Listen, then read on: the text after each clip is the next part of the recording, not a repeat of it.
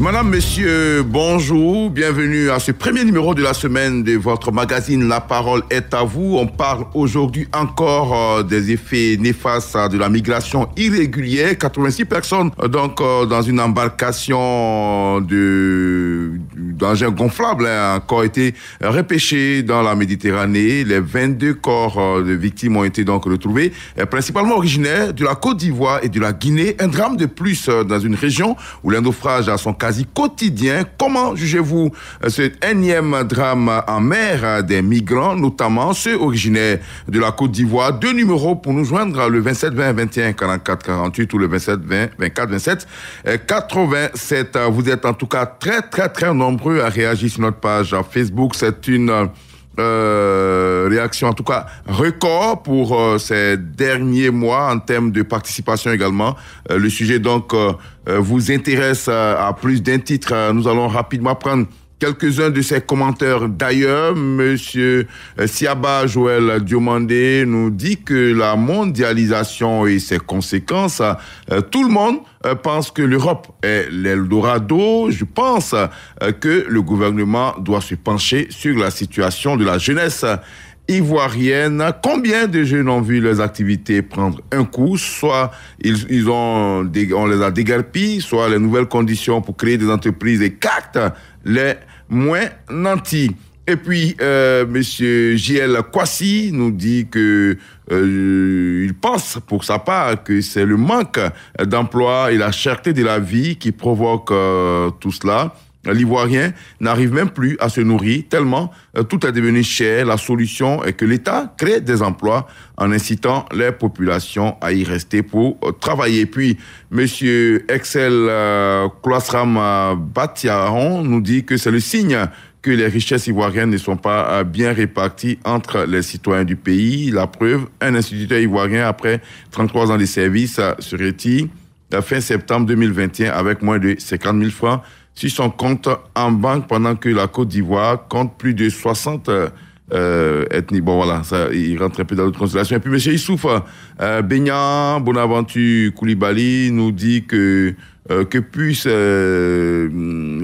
la grâce à la miséricorde à tous ces disparus, avec tout ce que le gouvernement met sur place pour la prise de conscience et l'esprit d'entrepreneuriat, le rêve de l'Eldorado est plus fort dans nos familles, car la cellule familiale veut coûte que coûte avoir un de ses enfants dans un pays occidental.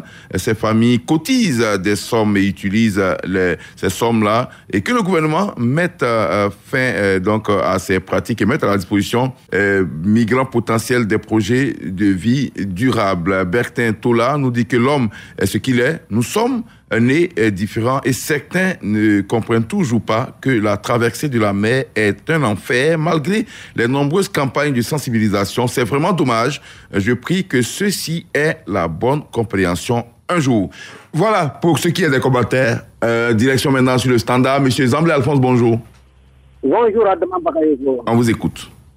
Adama, malgré les nombreuses campagnes de sensibilisation et l'appel du gouvernement, nos jeunes gens sont toujours prêts à aller à des villes pour un Eldorado, soit un bonheur qui se trouverait de l'autre côté de la Méditerranée. Erreur. C'est pour aller laisser vivre dans la Méditerranée. Actuellement, même la Méditerranée est devenue le cimetière des Africains, des jeunes Africains. Il est vrai, il n'y a pas d'emploi. Mais en allant être esclave en Libye ou en Tunisie, est-ce que c'est un emploi qu'on a trouvé? Les gens doivent vraiment comprendre et redescendre sur terre pour savoir que le vrai bonheur, on le trouve chez soi. Le gouvernement actuellement est en train de mettre des choses en place. L'emploi jeune, les jeunes doivent se mettre en coopérative pour créer des emplois. Mais allez vers ces structures et vous aurez de l'emploi au lieu de risquer votre vie et soit de la Méditerranée ou être esclave dans les pays du nord. D'accord. Ok. Merci beaucoup, Monsieur Zamblé Alphonse, qui demande aux jeunes, bien sûr, de faire beaucoup attention, de se tourner vers les perspectives que donnent nos gouvernants africains. Monsieur Dioumale Mamadou, bonjour. Bonjour, Colombo. Bonjour à toi, Adama, et bon lundi à toute la On vous écoute, allez-y. Encore, la mer a fait des victimes, et puis surtout en Côte d'Ivoire. Donc, il y a qu'à ces familles, aux familles éplorées. Et vraiment, je demande aux jeunes de faire un effort, de penser à nous les parents. C'est vrai, il y a la souffrance, il y a la pauvreté. Mais il est mieux de rester chez soi et puis vraiment créer quelque chose. Même si c'est 5 francs à la suite de ton front, c'est bénéfique par rapport que tu meurs à la mer. Parce que c'est vrai, tu vas pour sauver les parents, mais tu meurs à la mer, les parents ne voient pas ton corps. Vraiment, c'est déplorable, c'est pénible. Vraiment, je demande aux parents de faire un effort, de sensibiliser leurs enfants. C'est vrai, il y a la souffrance, il y a la pauvreté, mais la force auprès de toi est mieux que d'aller mourir dans la mer. Vraiment, au gouvernement de créer les emplois. Et puis, quand l'emploi est créé, de donner à qui des droits aussi à nos enfants les plus diminués. Ils doivent bénéficier aussi au moins des emplois pour qu'ils aient le courage de rester dans leur pays, pour être le patriote, être un combattant pour l'émergence de leur pays. Que Dieu de la Côte d'Ivoire, la paix, reste la paix. Bon lundi à toi, Adama Kaïdou. Bonne émission. Merci, bonne journée. Monsieur Gueye Olivier, bonjour. Bonjour, monsieur Adama Bakako. Vous nous appelez des Daloa. Oui, monsieur. On vous écoute. Vraiment, c'est tellement déplorable qu'on entend ces gens des choses dans ça fait mal. Mais en même temps, moi, ce que je voulais dire, c'est que nous, on a les solutions. Hein. Allez-y. On a les solutions. À travers nos collectivités territoriales, on pouvait absorber ce taux de chômage qui fait que les jeunes sont toujours tentés d'aller voir ailleurs, d'aller voir l'Occident. Il suffit de mettre des stratégies en place chez nous ici pour amener les jeunes vraiment à être occupés. Parce qu'aujourd'hui, nous sommes à l'intérieur là. On voit souvent, il y a des jeunes, même ils font des travaux aide-maçons là, qu'on appelle communément Manawat. Ouais, les petits métiers. Allô? Oui, les petits métiers. Vous voulez parler des petits métiers en fait? Voilà, les petits métiers, pour s'en sortir, juste pour avoir la petite distance pour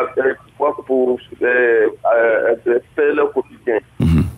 Donc moi, je pense qu'à travers nos collectivités territoriales, là, l'État peut créer des moyens pour absorber, pour aider ces jeunes à s'en sortir. Et puis, ils ne sont plus tentés d'aller ailleurs. D'accord.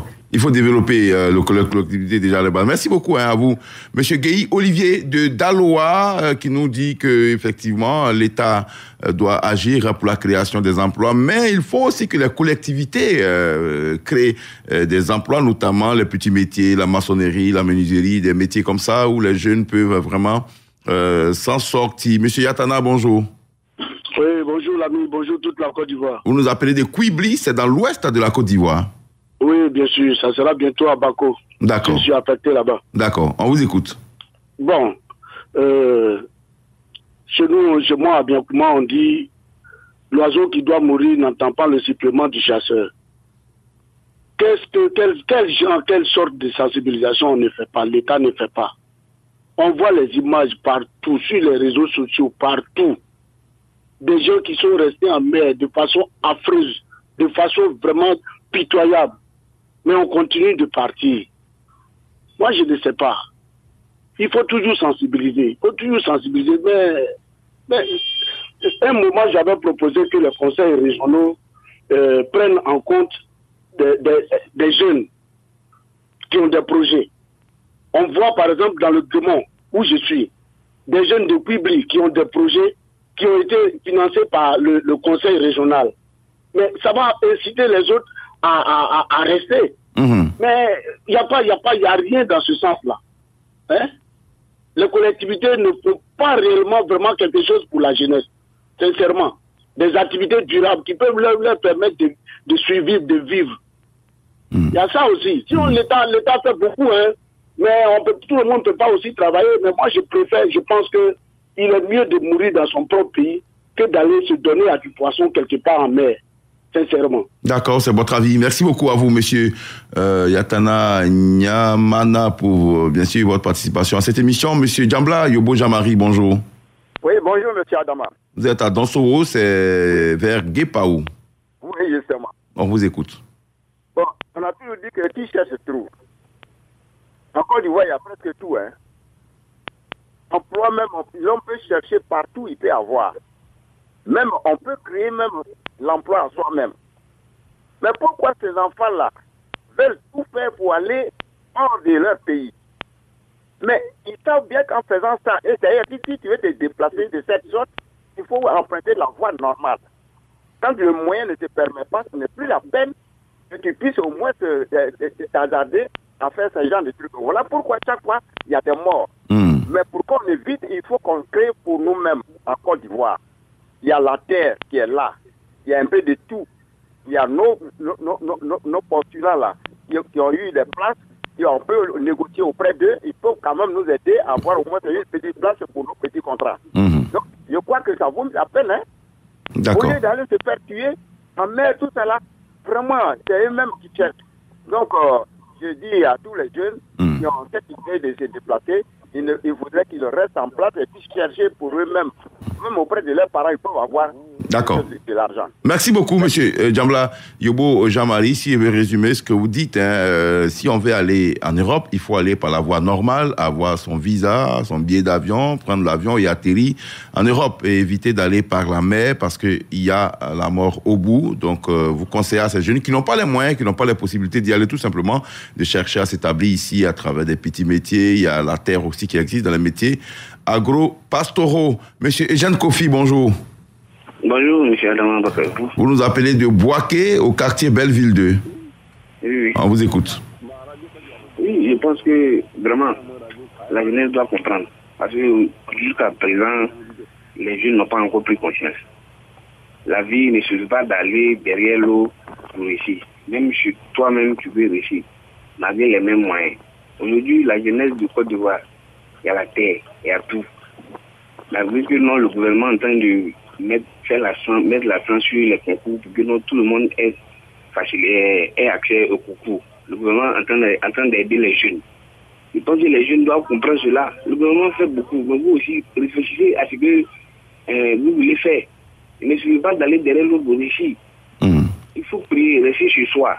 L'avenir, il ne suffit pas d'aller derrière l'autre pour dire que non, je suis devenu quelqu'un. Mais en étant chez soi, on peut avoir tout. On a tout chez nous, on a la terre. Donc, il faudrait que les jeunes prennent conscience et comprennent. Oui. D'accord. Merci beaucoup, monsieur Eugène Kofi. Vous êtes... vous nous disiez à l'instant que les jeunes doivent prendre conscience et rester sur place. On peut tout avoir ici. C'est pas forcément en Europe qu'il y a le bonheur. L'Eldorado, ça peut être aussi chez nous pourvu qu'on s'y mette. Merci et bonne journée à Boaké. On part à Issia maintenant. Retrouver monsieur Jonas Niaoré. Bonjour. Bonjour, monsieur. Allez-y, on vous écoute. Vraiment, le débat et le sujet est bienvenu.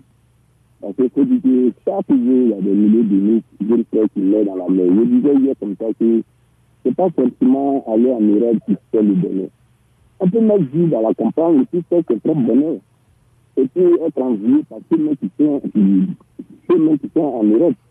Vous voyez, et puis c'est pas des petits sommes ces gens-là de but pour aller mourir en mer. Vraiment, une pensée pour eux, ils prennent le risque après eux.